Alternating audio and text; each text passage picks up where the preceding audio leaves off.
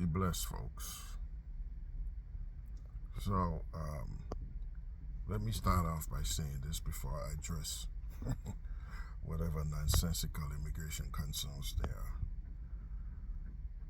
60% of the citizens of America cannot pass the citizenship test. There are people in Congress right now probably fall under that. Do you think Louis Gohmert, Lauren Bieber, Marjorie Greene Taylor could probably pass the citizenship test with the buffoonery I see coming out of those people? I don't think so. So, when you have 60% of the people don't know the history of this country, don't know how the laws work, that is scary, folks. That is scary. Because the problem is, the day the majority awake to realize that we've been screwed all these years, we might have another civil war. So a lot of people don't understand how the Constitution works, the laws of our land. They don't even know the branches of the government. Okay. So this woman, she was pell-mell behind this nonsensical executive order of abolishing birthright citizenship. And I wrote that no executive order cannot trump the Constitution. And she was like, I didn't know she was serious. She said, please send me a link to the statement that you have made. And usually I would get down in the weeds and really lambaste individuals. But I get to understand she was earnestly oblivious to the red meat Trump has put out there. And I scratched my head. I was like, a link? I was like, I wrote the link is the 14th Amendment. And the link I sent to her is how hard it is, the procedure one has to go through to ratify the Constitution. And I was like, wow. So many Americans, even the black ones, are oblivious to why the 14th Amendment was put in place. The 14th Amendment was put in place first, the 13th was to abolish slavery, and the 14th Amendment was to counteract that erroneous, horrendous ruling by the Supreme Mullahs in the Dred Scott case. You see, they ruled that Dred Scott, who was a slave because they used to move them back and forth between slave territory and free territory, and his master did that. And Dred Scott was like, wait a minute, if I'm over here, I'm free. So he sued. The Supreme Court ruled against him, stating that no slave or descendants of slaves can ever be American citizens. Eventually, they struck that ruling down. But to counteract that ruling, the 14th Amendment was made. Birthright citizenship is the law of the land. It's the law of the land. That crap that Trump is doing, I don't even know if he knows that that's the law of the land. Okay? So he's just throwing out red meat to you people who don't understand how your government works. It's really sad, man. We're gonna have a meltdown. This is not good, folks. You guys are thinking that the government is a separate entity. No, we are the government. We the people. This is the opening of the preamble. We the people. Those bastards up there, they were put there to do our bidding, not for the lobbyists, not for the oil, not for all the manufacturers, not for Israel. They were put there to do our. We don't have a democracy. We have a republic with democratic ideals. This is a republic. We hire these blokes to represent us and to do our bidding, not to do the bidding of the rich and elite.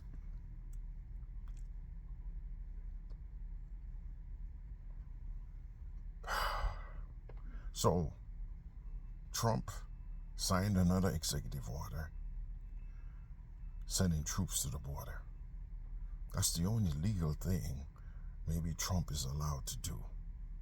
Okay? You guys just don't understand.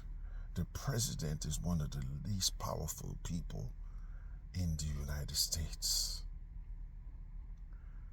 We the people, remember that? The power lies in Congress. You see, those bastards refuse to do their jobs and relinquish the power to a strong man with the third rail backing him up. You know who the third rail is? The Supreme Court, the Supreme Mullahs. I view them as the third rail. Not the third branch, the third rail. So, the power lies in Congress. So Trump, I don't know how he's pulling this off.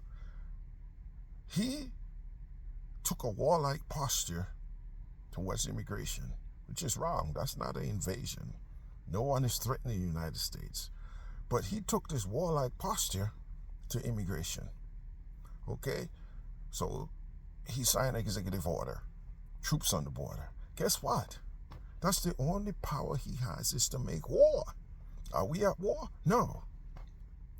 That is stretching the rules, because you're not allowed to have soldiers, military on our streets, on our land, patrolling. So he took a warlike posture. Guess what? How is he funding it? He has to come back to we the people, which is Congress, after 90 days to be fund that nonsense on the borders. Now, after all he has done, so they had a bipartisan bill. First time Democrats and Republicans agreed on something. One phone call to the House Speaker and tell him to deep six that bill. Don't do nothing. Bill disappears off of the table.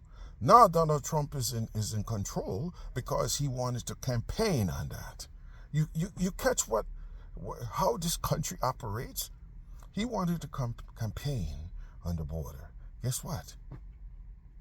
After all the lies he have told, endangering those immigrants, those refugees, the people who were invited to help this country grow, talking about they eating dogs and cats. After he lied, he now sends troops to the border like we at war.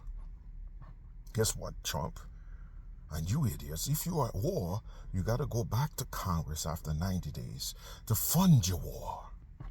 So after he shit cans a Biden initiative to fix the border, why would Democrats vote to give him the money to keep this warlike posture on the border?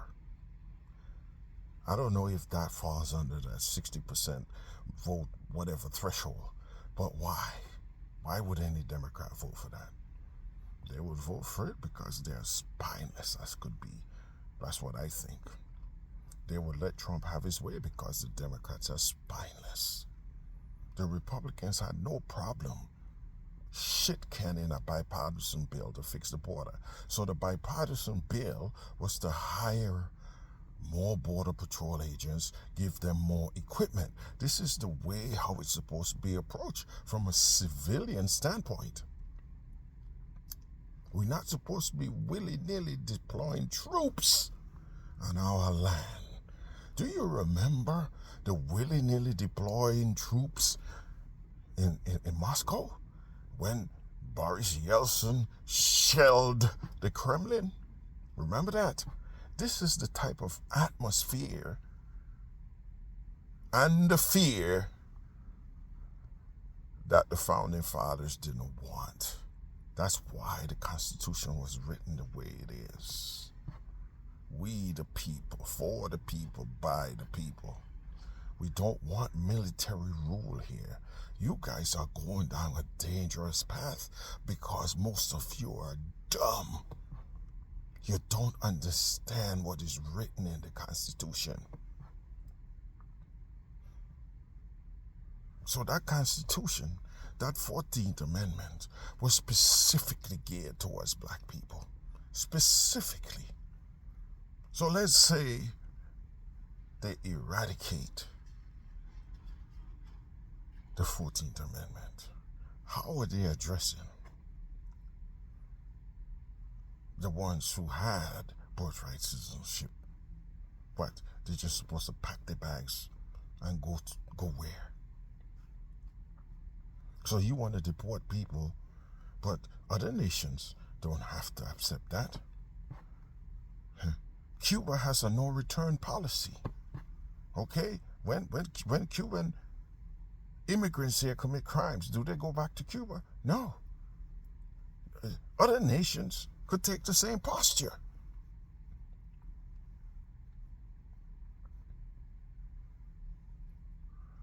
I really don't understand what's going on in this country. It's really frustrating to see how malleable the electorate is. What is it? I know our school system is woefully inadequate. Then they're trying to abolish the freaking education department. So when they abolish education departments, right? And you have states like Arkansas who are woefully decrepit in the educational department. And the black people who live in that always getting the lesser of. So the education department was a stop-block mechanism to make sure the monies are distributed equally. How does our black and brown children get educated in a state like Arkansas when Big Brother is missing? How about Alabama, Mississippi, all of these blasted southern states? How is that happening? You guys are idiots, man. Now, I didn't vote for Trump. And I'm not one of these people. I'm an independent. I don't like the Democrats equally. I think they're spineless. But I would not vote for a party who is proud of their KKK suit, that they would dry clean it every 2 days. I would not vote for a party like that. But I'm a pragmatist. I'm the ultimate pragmatist. The people spoke, unlike these blasted clowns, Donald Trump, pardon. The people spoke. And I accept that. Trump is my president. And all I can do is to wish and pray Trump grows up. Like Dave Chappelle said, that's CTE for no petty squabbles, man. You're doing the work of the people. I hope he grows up. I think my hopes and prayers is not going to come true, because the path that he has set forth is a path of chaos and destruction. But I am hoping he has an epiphany. I am hoping. Look at me. I'm a black man, not an African American. I ain't no hyphen. I accept who I am. I know we got nothing to get from this. America turns 250 years next year, July 4th. What has the black and brown people got out of this country? Zero. In World War II, they captured Nazis and were feeding them steaks, caviar, and Champaign here in the United States while they were lynching black people. Okay? This is our history. We get nothing. I have no vested interest in any party. All I could pray is for the suffering of the least among us to stop.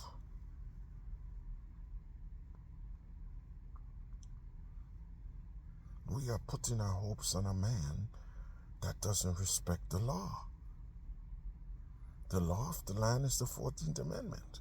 It was installed there to stop the same nonsense that he's trying to do. We black people been through it before. That's why the law is there.